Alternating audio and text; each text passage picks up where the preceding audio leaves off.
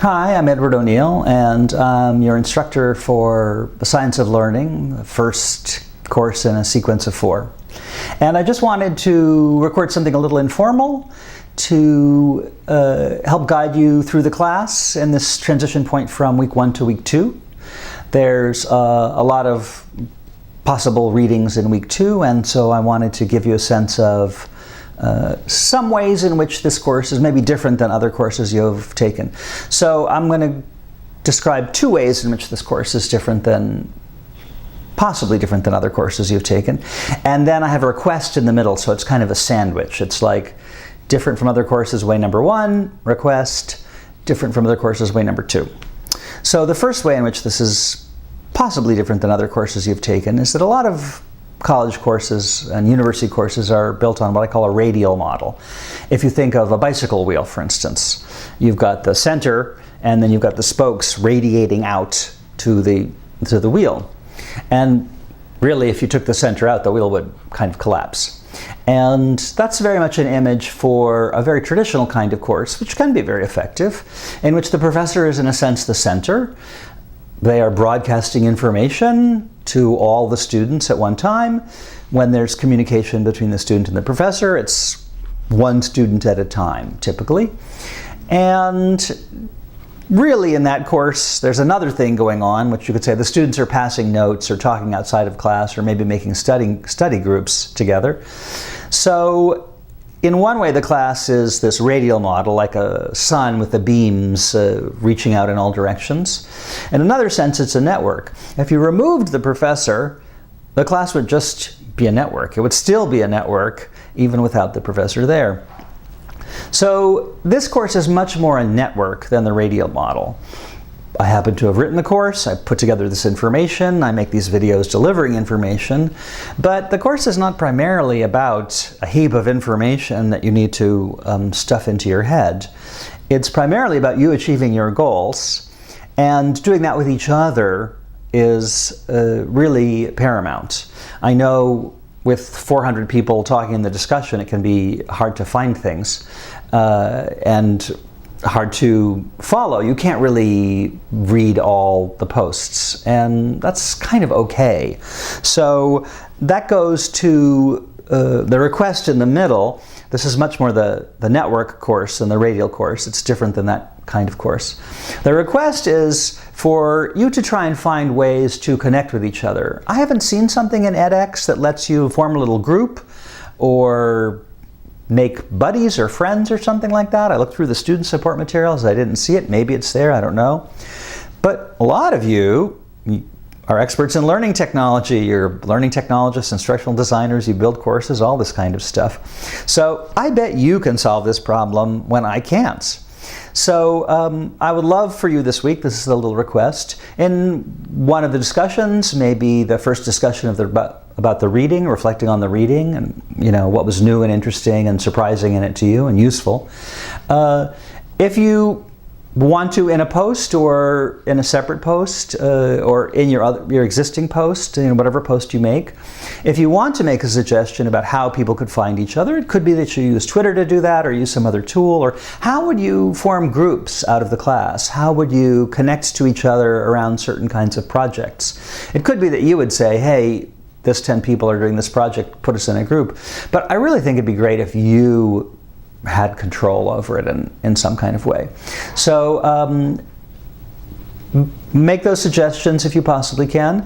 I thought it would be easy if you make a separate post and you title it appropriately, it's easy to find.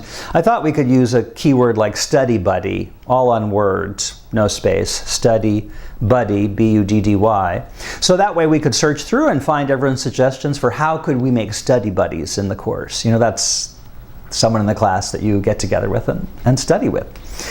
So that's the request. The second way in which this course is maybe unlike other courses you've taken is there's a kind of course where you feel you have to master the material completely.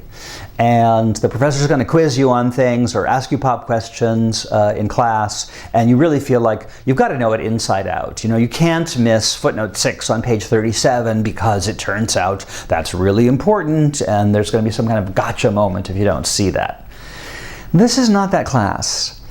In the coming week, there's a lot of reading, there's a lot of topics. There's stuff about intellectual property, there's stuff about privacy rights of students, under FERPA in the US, for instance. There's all kinds of topics. They're not all equally relevant to you. You all have very specific needs in this class. People who are successful in MOOCs tend to be people who either already have a BA or maybe an advanced degree. They need the course for their job, and we have a lot of people like that in this course.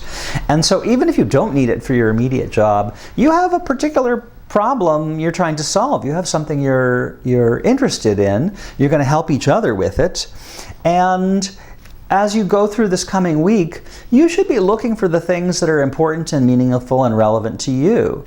If some of the reading is obscure and it's not relevant to you, you don't have to do it. If it's relevant to you and obscure, you can find something else and suggest that as an alternative reading.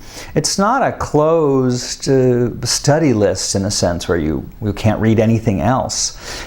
It's not kind of written in stone, say. We don't say these are the only resources on these topics and they're perfect. We picked a range of levels of detail, levels of complexity, levels of specificity, etc. And we covered a broad territory because we thought people would need different things. Some of you are in elementary education. You might need to find resources that are more relevant to elementary education. Some of you are working in the medical context. Patient privacy is very important. In the US, we have a framework, legal framework called HIPAA.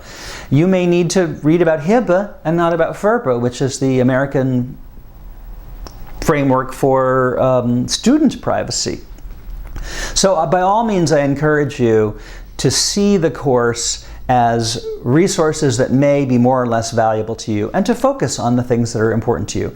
If you feel like you don't know what that is, just browse through and read the things that are more interesting. And maybe you want to read a little bit of a lot. Maybe you want to narrow in on 2 or 3 things and really focus on them because they're either interesting or useful. So I have a metaphor for this. Imagine you're going to a museum and there's a guided tour.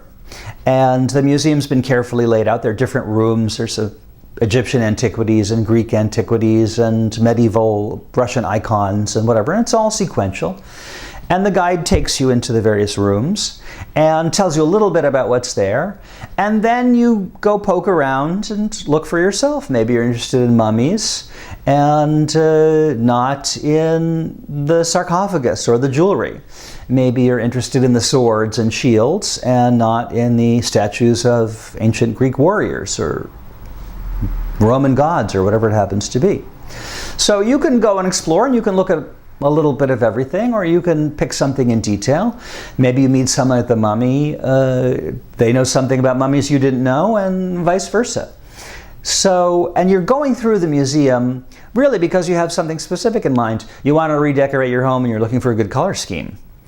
Or you're looking for gifts for people at work. Or you want to find out, what here do I want to know more about that I'm going to get a book on at the gift shop when I leave?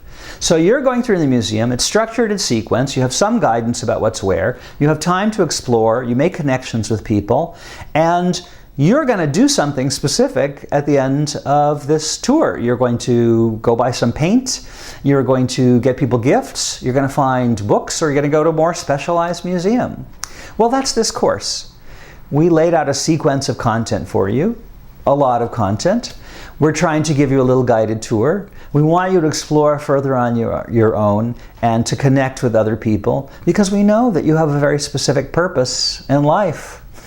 And there's a book and a movie about sci-fi about the planet Earth. And I don't want to say what it is because I'm going to kind of give it away. But the idea is that the planet Earth was created as a great experiment to have all these people try and find out why they exist. Why am I here? What am I here to do? You have some sense of what you're doing, at least professionally, and maybe you have a greater sense too of what you need to do or what you need to find out to become the person you want to become. So we want to support you. That's very grand, but we do want to support you in this class in your development. It could be professional development, it could be personal development around this topic of learning. And so that's how I see this as operating, kind of a a guided tour with time to explore, you pursuing your own interests, supported by fellow students in the class and by us. So I hope that little comparison, contrast of other kinds of courses and this course with the sandwich request in the middle and the museum metaphor are helpful to you. Thanks for listening.